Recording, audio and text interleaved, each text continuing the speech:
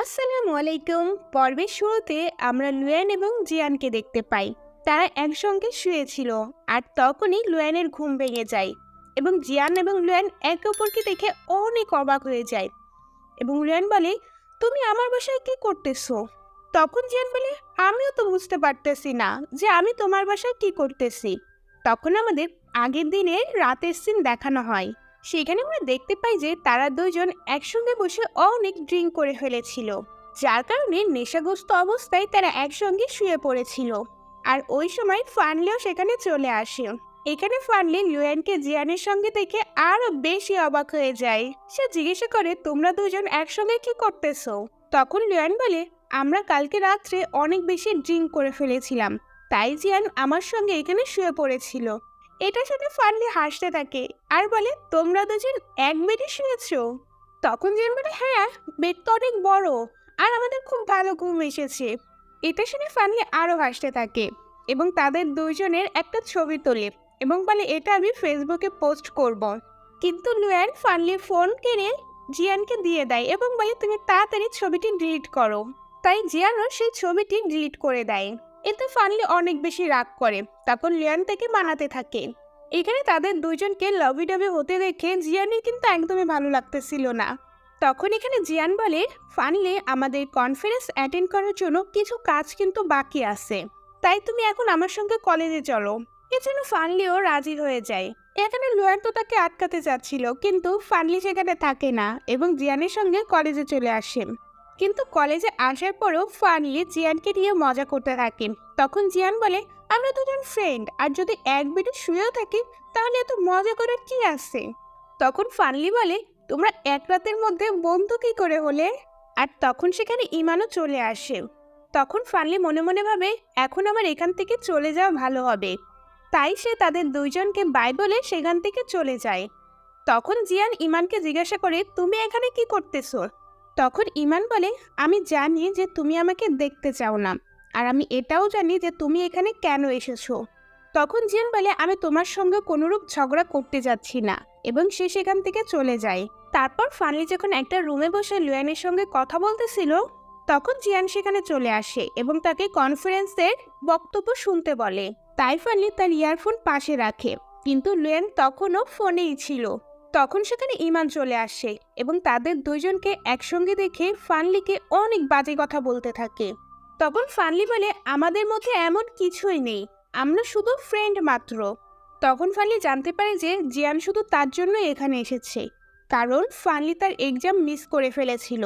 আর ফানলি যদি এই conference attend করে তাহলে সে খুব ভালো ক্রেডিট পাবে। আর জিয়ানই শিক্ষককে ফোন করে ফানলির সঙ্গে এই কনফারেন্সে অ্যাটেন্ড করতে বলেছে। এটা শুনে ফানলি কিছুটা অবাক হয়ে যায়। তখন ফানলি আরও বলে, আমার প্রথম থেকেই বয়ফ্রেন্ড আছে, যার নাম লুয়েন, আর আমি তাকে অনেক ভালোবাসি, আর সে ব্যতীত আমার হৃদয়ে আর কারোর স্থান নেই। আর এই কথাগুলো লুয়েনও ফোনে শুনতেছিল আর অনেক বেশি খুশি হয়ে যায়। তারপর জিয়ান ইমানকে নিয়ে সেখান থেকে চলে যায় আর বলে, তুমি এইসব কেন করতেছো? তখন ইমান বলে, এই ফানলি অনেক চালাক একটা মেয়ে, সে শুধু উইক হওয়ার প্রিটেন্ড করতেছে, আর আমিও তো পড়াই উইক, তুমি তো আমাকে এমনভাবে সাহায্য করোনি কখনো। আর রাগ করে বলে, আমি এই ফানলিকে ছেড়ে দেব না। তারপর সিনাবার ফানলির কাছে আসে। এইসব বিষয়ের কারণে ফানলির মুড অনেক বেশি খারাপ ছিল, এই কারণে সে বাইরে চলে আসে। আর তখনই তার মনে পড়ে যায় সে তো তার ফোন ক্লাসরুমেই রেখে এসেছে। আর তখনই সে ফোন আনতে যাবে, তখনই ইমান তার গাড়ি নিয়ে তার সামনে চলে আসে এবং তাকে গাড়িতে বসতে বলে। এর জন্য ফানলিও রাজি হয়ে যায়।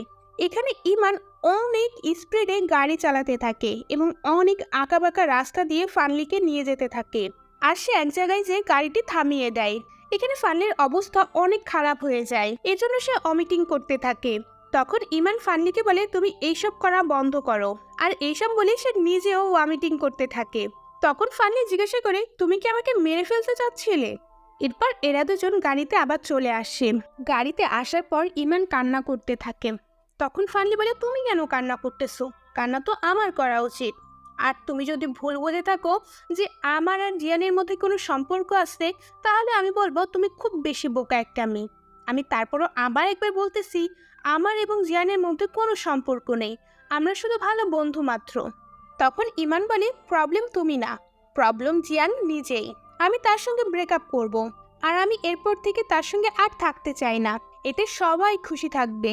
আমি আগে জিয়ানকে অনেক হেট করতাম, আমি আবার তাকে হেট করা শুরু করব। তখন ফানলি জিজ্ঞাসা করে, তুমি জিয়ানকে কেন হেট করতা? তখন ইমান বলতে থাকে, আমি হাই স্কুলে অত ভালো স্টুডেন্ট ছিলাম না, কিন্তু একটা গ্রুপ স্টাডির জন্য আমি এবং জিয়ান এক হয়েছিলাম। তখন জিয়ান আমাকে অদা করেছিল যে সে আমাকে পড়াশোনায় হেল্প করবে, কিন্তু আমি তখন অনেক বেশি গেম অ্যাডিক্টেড ছিলাম। কিন্তু জিয়ান আমাকে সব গেম শপে খুঁজে খুঁজে আমাকে পড়াতে থাকতো, এই কারণে আমি তখন তাকে অনেক হেট করতাম। কিন্তু একদিন সে একটা অনলাইন ফ্রেন্ডের সাথে ঝগড়া করেছিল আমার জন্য, আর ওই দিন সে আমাকে তার নাম্বারও দিয়েছিল। আর ওই দিনের পর থেকে তাকে আমার ভালো লাগতে শুরু করে।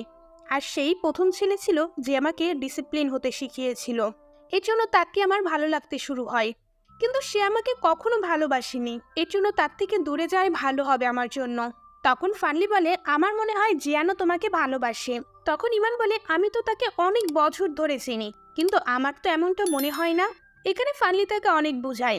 অন্যদিকে লুয়ান যখন কাজ করতেছিল তখন সে ফানলিকে অনেক ফোন করে, কিন্তু ফানলি তার ফোন উঠাচ্ছিল না, কারণ ফানলি তার ফোন তো ক্লাসরুমেই রেখে এসেছিল। এখানে লুয়ান অনেক কিছু ইমাজিন করতে থাকে, এই যে ফানলির সঙ্গে কিছু হয়ে যায়নি তো।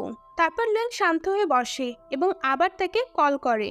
তারপর ফানলি এবং ইমান যখন আসে তখন তার সঙ্গে জিয়ানের দেখা হয় এবং জিয়ান থেকে তার ফোন ব্যাক করে।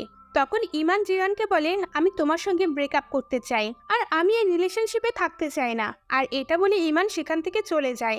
এটা শুনে জিয়ানও অনেক অবাক হয়ে যায় এবং সে কিছুই বলতে পারে না, আর চুপচাপ সেখান থেকে চলে যায়। তারপর ফানলি যখন তার রুমে আসে তখন তার কাছে লুয়ানের ভিডিও কল আসে। এখানে ফানলি লুয়ানকে সব কথা খুলে বলে। ফানলি আরো বলে, এখানে আমার অনেক খারাপ লাগতেছে, আমার মনে হচ্ছে এই সব কিছু আমার জন্য হচ্ছে। তখন লুয়ান বলে, এই সব কিছুর সমাধান শুধু একটাতেই আছে, আমরা তাদের দুইজনকে নিয়ে একটা ক্যাম্প ট্রিপে যাব, যাতে আমরা তাদের দুইজনের রিলেশনশিপ ঠিক করতে পারি। তারপর এই চারজন ক্যাম্পিংয়ের জন্য চলে যায়। তখন ফানলি ইমানের কাছে যায় এবং তাকে বলে, তোমার জিয়ানের সঙ্গে কথা বলা উচিত। আর তুমি যেদিন চলে গিয়েছিলে না, সেদিন ও অনেক বেশি ইমোশনাল হয়ে গিয়েছিল। তখন ইমান বলে, আমি আর কিছু ঠিক করতে চাই না, আর আমি তো শুধু এখানে এসেছি তোমার কথাই। আর তুমি আমাকে প্রথম কেন বলনি যে জিয়ানও এখানে আসবে? তখন ফানলি বলে, আমিও জানতাম না এই কথা। তারপর ফানলি এখানে লুয়ান এবং তার বিষয়ে বলতে থাকে, এই যে তারাও প্রথমে দুইজন দুইজনকে অনেক হেট করতো, আর এখন কত কিছু চেঞ্জ হয়ে গিয়েছে। কিন্তু ইমান তো এখানে কোনো কিছু সলভ করার মুডে ছিলই না। অন্যদিকে লুয়ানও জিয়ানকে বোঝাতে থাকে, এই যে তুমি ইমানের সঙ্গে যে কথা বলো, কিন্তু জিয়ানও কোনো কিছু রিয়াক্ট করে না। অন্যদিকে ফানলি ইমানকে বলে, তুমি জিয়ানকে একটা চান্স তো দিয়ে দেখো।